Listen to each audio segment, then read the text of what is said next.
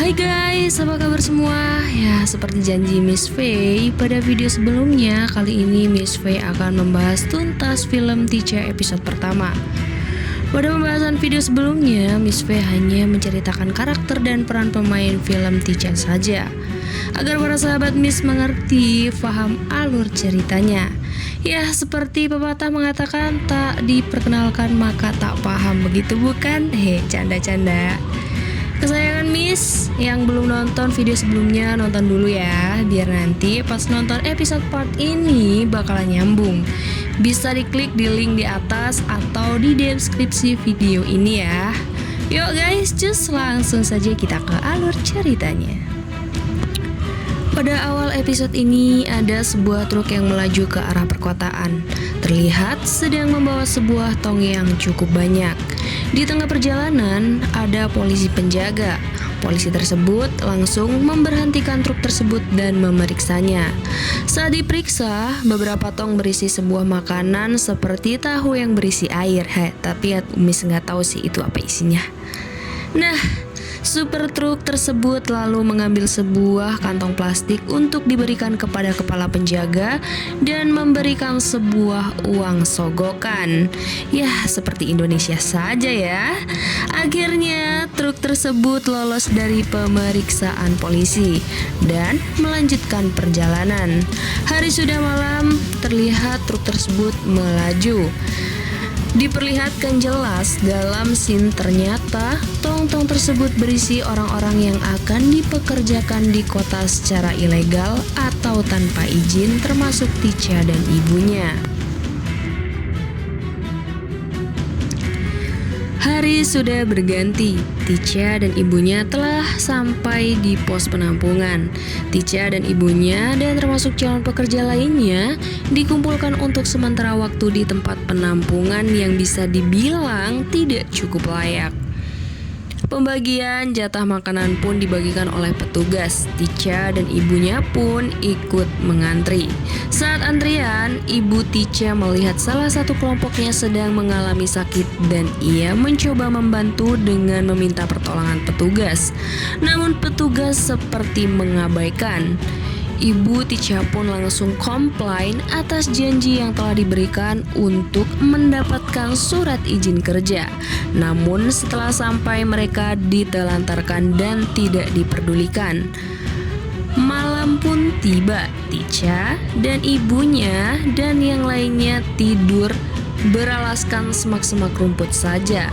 Dan wanita yang sempat ibu Ticha tolong dibawa oleh penjaga untuk dimusnahkan.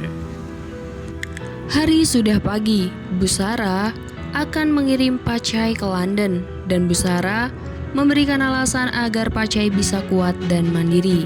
Dengan berhati-hati, Pachai yang tak punya pilihan pun menuruti perkataan Bu Sarah. Beralih kepada Ibu Ticha yang mempertanyakan kepada petugas di mana keberadaan gadis yang ia tolong. Namun, petugas tersebut menjawab, buat apa memperdulikan seorang gadis yang menghilang. Karena sudah menerima tawaran pekerjaan dari petugas, Ibu Ticha dan Ticha akan segera dibawa ke rumah Bu Sarah. Ya, rumah di mana menjadi awal kesengsaraan yang akan Ticha dan ibunya rasakan. Singkat cerita, sesampainya di rumah Bu Sarah, Ticha dan ibunya dibawa ke sebuah kamar dan diminta untuk bersih-bersih dan menemui Bu Sarah. Bu Sarah yang sudah duduk di kursi panas pun dengan gaya sombongnya menjanjikan akan mengurus surat izin kerja untuk Ticha dan ibunya. Bekerja pada hari pertama pun dimulai. Ticha dan ibunya pun menjalani tugasnya sebagai pelayan rumah tangga. Saat suatu kejadian, Ticha tak sengaja menjatuhkan sebuah barang. Lalu Bu Sarah yang merasa terganggu langsung meminta untuk menghadapnya. Ibunya yang tak mau Ticha menerima resiko langsung menghadap Bu Sarah. Begitu kejamnya, Bu Sarah memberikan peringatan dengan cara yang tak wajar. Ticha yang melihat ibunya hanya bisa menangis dan terdiam sambil membersihkan bercikan darah di lantai. Hari demi hari, kekejaman Bu Sarah semakin menjadi-jadi. Nah, bagaimana nasib Pachai di London? Ia mengalami nasib yang sama dengan apa yang dilakukan ibunya terhadap para pekerjanya. Pacai menjadi korban bullying hingga menerima kekerasan yang mengakibatkan mentalnya terganggu. Nah, scene beralih saat terakhir pertemuan. Sebelum pergi, asisten Busarah yang lama meminta bantuan untuk memberikan sebuah surat kepada pemilik toko di ujung jalan. Ya, tempat-tempat tersebut yang biasanya dikunjungi orang-orang yang sama seperti mereka. Busara sedang membicarakan Tica dan ibunya dengan seseorang, dan Busara yang tak ingin Tica dan ibunya mengetahui apa yang ia bicarakan, maka Busara mengganti menggunakan bahasa Inggris, di mana Busara meminta orang tersebut agar ia diminta untuk terakhir kalinya bekerja dengannya. Sejak itulah Ibu Tica meminta Tica untuk belajar bahasa Inggris dengan baik agar mengetahui jika ada sesuatu yang membahayakan bagi dirinya.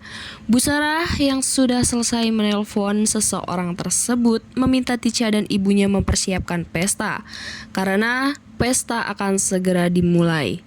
Sebelum pesta berlangsung, Tica dan ibunya terlihat menyampaikan surat yang telah dititipkan. Singkat cerita, pesta pun berlangsung. Terlihat seseorang yang berbicara dengan Busara adalah Meti, dan mereka sedang mengobrol. Meti yang gila akan hasrat suka gadis remaja meminta Tica menuangkan minuman untuknya. Tetapi Ibu Tica yang paham akan hal tersebut menggantikan posisi Tica. Saat pesta selesai, Meti yang masih betah main dan berniat jahat kepada Tica meminta Busarah untuk memenuhi keinginannya. Busarah yang sudah biasa dengan tingkah Meti menyetujui permintaan Meti. Tica adalah anak remaja yang sangat lembut dan polos, pun meminta untuk memijat kepala Meti. Yah, Meti yang nafsuan pun ingin berbuat lebih. Alhasil, rencana Busara mencegah Ibu Tica tak berhasil. Yah, akhirnya Tica diselamatkan oleh kedatangan ibunya yang sebelumnya mendengar teriakannya. Meti yang merasa kesal pun meminta Busara mengirimkan Tica ke rumahnya. Tanpa basa-basi dan permisi, Busara meminta Tica untuk berkemas. Namun ibunya yang tak setuju melawan perintah Busara dan memberontak atas perlakuan Busara. Saat berusaha mencoba kabur dari tempat tersebut, insiden di mana Ibu Tica dipukul. Tica yang hanya bisa melihat penyiksaan yang dialami ibunya tersebut hanya bisa menangis dan menitikkan air mata. Yah, boom, ibunya dianiaya hingga meninggal oleh Busara. Nah, sebelum ibunya menghabiskan nafas terakhir nih, Tica diberi sebuah tusuk konde untuk melindungi dirinya. Tica yang bisa menangis saat melihat ibunya dibuang ke dalam sebuah lubang dan dikubur di bawah tanah dengan ditanami pohon besar. Busara pun meminta anak buahnya membawa Tica ke rumah Meti. Nah, di tengah perjalanan, Tica yang terbangun pun berusaha melarikan diri. Yah, Tica berhasil melukai salah satu anak buah Busara dengan tusuk konde yang diberikan ibunya. Tica pun berhasil lari dan melompatkan diri ke sungai. Eits, bagaimana nih nasib Tica? Apakah dirinya selamat? Nah, ini jawabannya. Singkat cerita, beberapa tahun kemudian, Tica tumbuh dengan wajah yang cantik yang sedang menjalankan aktivitas kesehariannya. Yah, Tica selamat dan sekarang berada di London sama dengan keberadaan Pacai anak kandung Busara. Saat itu, Tica yang akan keluar dari coffee shop bertemu dengan Pacai secara singkat. Pacai yang melihat Tica pun terpesona melihat kecantikannya. Pada suatu malam, terlihat Pacai tak sengaja melihat Tica yang sedang bersantai sambil bersiul. Pacai yang penasaran pun menghampiri Tica. Yah, mereka berbincang-bincang menggunakan bahasa Thailand. Setelah berbincang sekilas dan sedikit, Tica pamit untuk pergi.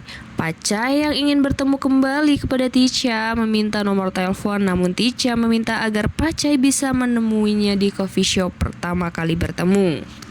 Nah, sahabat kesayangan Miss Faye, kira-kira apakah Tica akan berhasil membuat Pacai jatuh cinta? Dan akankah Tica akan membalas dendam terhadap Busara lewat Pacai? Yang penasaran jangan lupa buat stay untuk episode selanjutnya ya. So guys, Miss Faye pamit dulu, see you and bye-bye.